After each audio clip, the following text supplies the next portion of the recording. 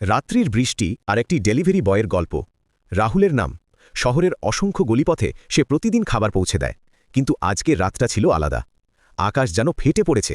বৃষ্টির ফোঁটাগুলো তার মুখে, চোখে, সারা শরীরে আছড়ে পড়ছে। মোটরবাইকের সিটে বসে সে ভাবছে এই অর্ডারটা পৌঁছানোর পর বাড়ি ফিরবে, কিন্তু প্রকৃতি যেন অন্য পরিকল্পনা করে রেখেছে। রাহুলের হাতে একটা প্লাস্টিকের ব্যাগ, ভিতরে গরম বিরিয়ানি আর চিকেন কারি, কাস্টমারের জন্য। কিন্তু বৃষ্টির জোরে ব্যাগটা ভিজে যাচ্ছে। সে যতই চেষ্টা করুক, জ্যাকেটের নিচে লুকিয়ে রাখুক, পানি ঢুকেই যাচ্ছে। তার মনে পড়ছে সকালের কথা। মা বলেছিল আজ বৃষ্টি হতে পারে, ছাতা নিয়ে যা। কিন্তু সে শোনেনি। এখন সেই অবহেলার মূল্য দিতে হচ্ছে। ফোনটা বাজছে, কাস্টমারের কল। রাহুল ভিজে হাতে ফোন তুলতে গিয়ে প্রায় ফেলে দেয়। হ্যালো, আপনার অর্ডার কোথায়? আমি 1 ঘন্টা ধরে অপেক্ষা করছি। গলায় বিরক্তি। রাহুল বোঝানোর চেষ্টা করে, স্যার বৃষ্টির জন্য একটু দেরি হচ্ছে, আমি পৌঁছে যাচ্ছি। কিন্তু লাইনের ওপাশ থেকে শুধু গালাগাল। ফোন কেটে দেওয়া হয়। রাস্তায় পানি জমেছে, মোটরবাইক চালানো কঠিন হয়ে যাচ্ছে। রাহুলের চোখে পানি। বৃষ্টির পানি নাকি চোখের পানি সে নিজেও বুঝতে পারছে না। তার পায়ের জুতো ভিজে গেছে, মোজা পর্যন্ত। প্রতিটি পদক্ষেপে পানির শব্দ, স্কুইশ স্কুইশ। তার শরীর কাঁপছে। ঠান্ডায় নাকি ক্লান্তিতে সেটাও স্পষ্ট নয়। হঠাৎ একটা বাড়ির বারান্দায় আলো দেখতে পেল। একজন বয়স্ক মহিলা দাঁড়িয়ে আছেন।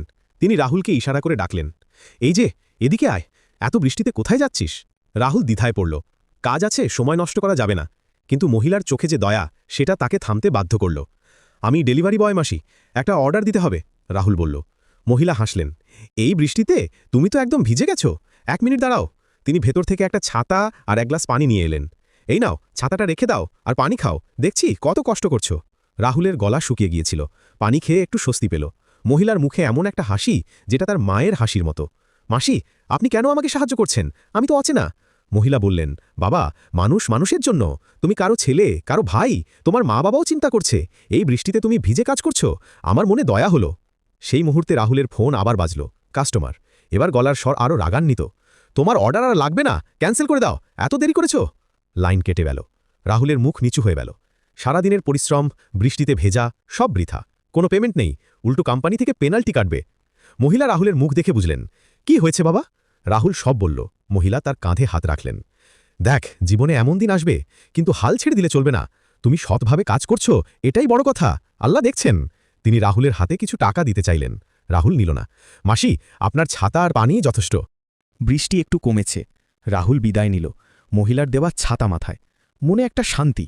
হ্যাঁ, আজকের অর্ডার ক্যান্সেল হয়েছে, কিন্তু একজন অচেনা মানুষের ভালোবাসা পেয়েছে।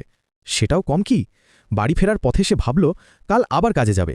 নতুন দিন, নতুন আশা। পরের দিন সকালে রাহুল আবার তৈরি। মোটরবাইক স্টার্ট দিল। আজ আকাশ পরিষ্কার, রোদ উঠেছে।